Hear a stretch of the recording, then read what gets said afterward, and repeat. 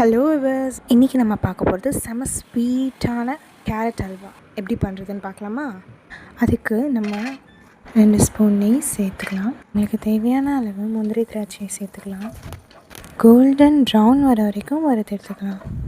அதுக்கப்புறம் 2 ஸ்பூன் நெய் சேர்த்துக்கலாம். 1/2 கிலோ கேரட்டை லைட்டாக நெய்யில் வறுத்து எடுத்துக்கலாம்.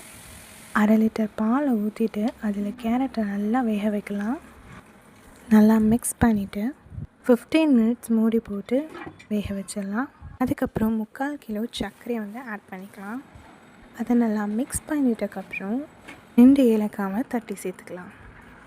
அதுக்கப்புறமா கொஞ்சம் கொஞ்சமாக நெய் ஆட் பண்ணி மிக்ஸ் பண்ணிக்கலாம். நெய் நல்லா பிரிஞ்சு வர வரைக்கும் மிக்ஸ் பண்ணிக்கலாம். நல்லா பிரிஞ்சு வந்த உடனே முந்திரி திராட்சையை சேர்த்துக்கலாம். நல்லா மிக்ஸ் பண்ணிவிட்டு சர்வ் பண்ணிங்கன்னா செம்ம ஸ்வீட்டான கேரட் அல்வா ரெடி. இந்த கேரட் அல்வா ட்ரை பண்ணிவிட்டு லைக் பண்ணுங்கள், மறக்காமல் சப்ஸ்கிரைப் பண்ணுங்கள். தேங்க்ஸ் ஃபார் வாட்சிங்.